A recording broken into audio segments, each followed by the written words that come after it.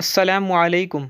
नबी करीम सल्लल्लाहु अलैहि वसल्लम ने फरमाया, 7 चीज़ें घर से दूर रखो वरना गरीबी आपका मुकद्दर बन जाएगी। बिस्मिल्लाहिर्रहमानिर्रहीम। नाज़रीन, आप में से 90% लोग अपने घर और कारोबार में बरकत से परेशान हैं। हर दूसरे इंसान की ज़िंदगी में यही कहानी है और वो यही कहता रहता है कि हम लोग मेहनत तो बहुत कर रहे हैं लेकिन हमारे घर और कारोबार में बरकत नहीं है। तो ऐसी सूरत हाल में हम लोग अगर अपनी ज़िंदगी में झांक कर देखें तो कहीं ना कहीं हमारी ही कुछ ऐसी गलतियां हैं जिनकी वजह से आज हमारे घरों से बरकतें ख़त्म हो रही हैं। हम लोग गरीबी की तरफ बढ़ते चले जा रहे हैं। घर में परेशानी से बहुत ज़्यादा ही लड़ाइयाँ झगड़े होते हैं। क्या आप जानते हो, इन तमाम चीज़ों के पीछे हमारा अपना खुद का हाथ है। आज हम आपको 7 ऐसी चीज़ें बताने वाले हैं जिनको आप अपने घर में करना बंद कर दीजिए। इंशाअल्लाह तबारक व तआला एक हफ़्ता आप इस वीडियो के मुताबिक अपनी ज़िंदगी को गुजारिए। अगले हफ्ते से ही आपको इसके फ़ायदे दिखना शुरू हो जाएंगे। तो आज आप लोग ये भी जानोगे कि 7 ऐसी कौन सी गलतियां हैं जिनसे हमारे घर और कारोबार में बरकत ख़त्म हो रही है, और 7 वो ऐसे कौन से काम हैं जिनको हमें करना चाहिए जिनसे हमारे घर और कारोबार में इंशाअल्लाह तबारक व तआला बरकत होगी। घर में गरीबी आने की 7 वजूहात और घर में अमीरी आने की 7 निशानियाँ आज आप लोग इस वीडियो के अंदर जानने वाले हैं। तो जल्दी से आप लोग इस वीडियो को लाइक कर दीजिए। आइए नाजरीन, शुरू करते हैं। सबसे पहले हम जान लेते हैं वो 7 काम कौन से हैं जिनसे घर में गरीबी आती है। इसके बाद हम जानेंगे कि 7 उन कामों के बारे में जिन कामों से घर में अमीरी आती है। नंबर 1, जल्दी जल्दी नमाज़ पढ़ना। नाजरीन, आपने अक्सर ये देखा होगा कि हम लोग नमाज़ पढ़ने के लिए जाते हैं, हम 2 रकात भी अदा नहीं कर पाते और हमारे बराबर वाला इंसान पूरी नमाज मुकम्मल करके मस्जिद से निकल जाता है। क्या आप जानते हैं ये चीज़ अल्लाह को बिल्कुल नापसंद है। अल्लाह ने नमाज में सुकून रखा है और हम इसको सज़ा की तरह अदा करते हैं कि जल्दी से ख़त्म हो और हम अपने घर पर जाएं। ऐसा करने से आपके घर और कारोबार की बरकत ख़त्म हो जाती है।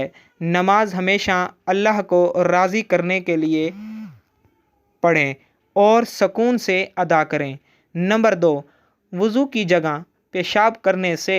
नाजरीन, जो हमारे बाथरूम बने हुए होते हैं जिसको हम गुसल खाना कहते हैं, वहाँ पर हम लोग गुसल तो करते हैं लेकिन इसके साथ साथ हमारे घर के कुछ ऐसे लोग हैं जो गुसल खाने में ही पेशाब वगैरह कर देते हैं, या फिर जहाँ हम वज़ू करते हैं वहाँ पर पेशाब वगैरह गलती से या जाने अनजाने में कर देते हैं। अब गुसल के लिए वज़ू करना बहुत ज़रूरी है। अब जहाँ पर हम गुसल करेंगे, वज़ू करेंगे, वहीं पर हम पेशाब करना शुरू कर दें तो क्या कभी आपने सोचा है कि आपके घर और कारोबार में बरकत होगी? जहाँ तक मैं जानता हूँ, कभी भी ऐसा करने से घर और कारोबार में बरकत होगी ही नहीं। तो आप ये गलती बिल्कुल ना करें। वज़ू की जगह पर या फिर गुसल खाने में कभी भी पेशाब ना करें। नंबर 3, खड़े होकर पेशाब करना। नाजरीन, जब भी हम लोग कहीं बाहर घूमने के लिए जाते हैं तो जाने अनजाने में हम लोग खड़े होकर पेशाब कर देते हैं और कभी कभी हम पेड़ के नीचे भी पेशाब कर देते हैं। क्या आप ये बात नहीं जानते हैं कि पेड़ों पर अक्सर जिन्नात का साया होता है? अगर हम पेड़ के नीचे पेशाब करते हैं या फिर खड़े होकर पेशाब करते हैं और इस पेड़ के ऊपर अगर जिन्नात का साया हुआ तो बरकत तो दूर की चीज़ है, आपकी पूरी नस्लें बर्बाद हो जाएंगी। तो इस चीज़ का भी आप लोग ध्यान रखें। खड़े होकर कभी भी पेशाब ना करें। नंबर 4, खड़े होकर पानी पीने से। तो जो शख्स भी खड़े होकर पानी पीता है, घर में कभी भी बरकत नहीं होती है। नंबर 5, मुंह से फूंक मारकर चिराग को बुझाने से। नाजरीन, ऐसा करने से भी आपके घर में नहुसत आती है, यानी कि बेबरकती आती है। चिराग को हमेशा हाथ की हवा से बुझाएं। मुंह की हवा से बुझाने से आपके घर की बरकत ख़त्म हो जाएगी। नंबर 6, दांतों से नाखून काटने से। हमारे घर में छोटे छोटे बच्चे होते हैं और वो दांतों से नाखून काटना शुरू कर देते हैं, लेकिन हम लोग इन चीज़ों पर ध्यान नहीं देते हैं। वो बड़े होकर जैसे उनकी आदत होती है उसी तरीके से अपने नाखून को दांतों से काटते रहते हैं। क्या आप जानते हैं दांतों से नाखून काटने से बीमारियां तो आती ही हैं, पेट में बीमारियां तो जाती हैं, लेकिन इसके साथ साथ घर में नहुसत भी आती है और घर से बरकत भी ख़त्म हो जाती है। नंबर 7, दामन या आस्तीन से मुंह साफ़ करने से। कभी कभी हम कहीं बाहर होते हैं तो हमारी जेब में रुमाल नहीं होता है और हम लोग मुंह वगैरह धो लेते हैं और इसके बाद हम आस्तीन से या फिर दामन से अपने मुंह को पोंछ लेते हैं। ये भी एक नहुसत है। ऐसा करने से भी आप लोगों के घर में नहुसत यानी कि बेबरकती आती है और इससे गरीबी बहुत ज़्यादा आती है। तो आप लोग इस चीज़ से भी बचें। नाजरीन, ये तो 7 ऐसे काम थे जिनसे घर में गरीबी आती है।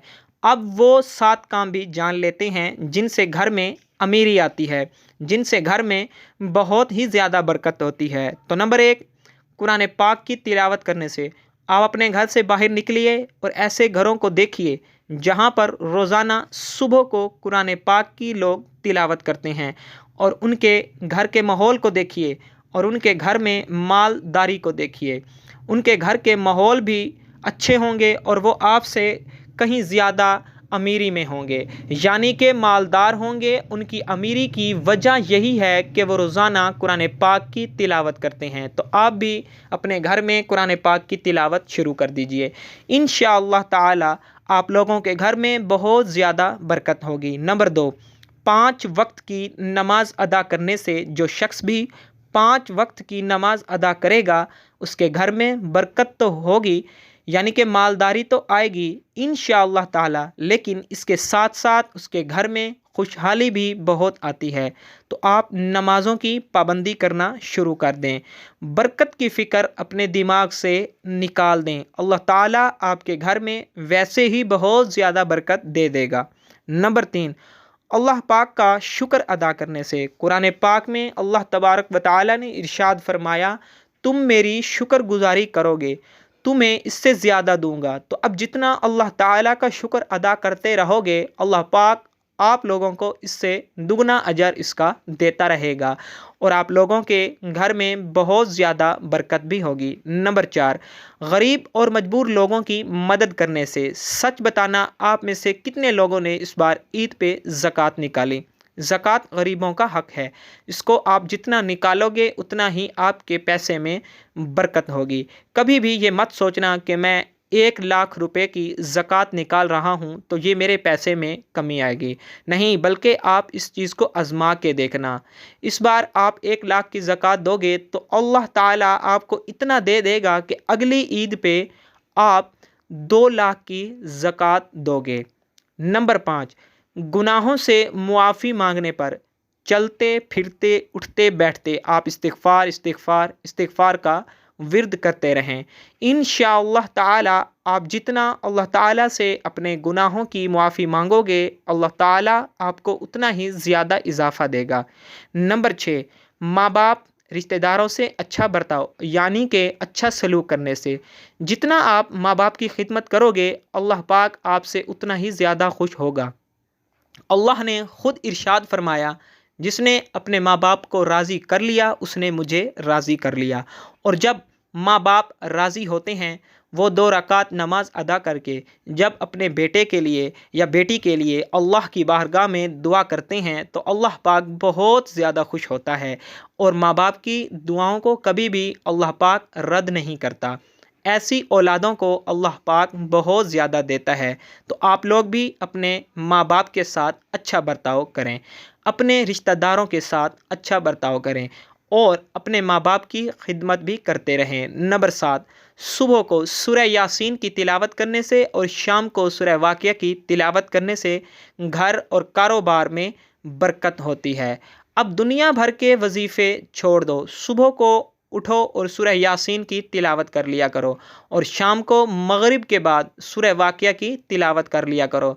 इसके अलावा आप लोगों को कुछ करने की ज़रूरत नहीं है। नमाज़ों की पाबंदी करते रहो, इंशाअल्लाह ताला आप लोगों के घर में बहुत ही ज़्यादा बरकत होगी। नाज़रीन, ये 14 काम ऐसे हैं जो हर मुसलमान को सही तरीके से करने चाहिए। इन्हीं की वजह से हमारे घर से बरकतें ख़त्म हो रही। तो आप लोग ये 14 काम ख़ुद भी करें और दूसरों को भी बताएं। इस वीडियो को हर मुसलमान तक शेयर कर दें ताकि कोई भी मुसलमान भाई या बहन ये गलती बिल्कुल ना करे। दुआ है कि अल्लाह ताला हम सब की तंगदस्ती और परेशानियों को दूर करे और अपनी हिफ्ज़ो अमान में रखे। आमीन। नाज़रीन, अल्लाह ताला के 99 नामों में से कोई एक नाम लिखकर कमेंट बॉक्स में ज़रूर शेयर कीजिएगा।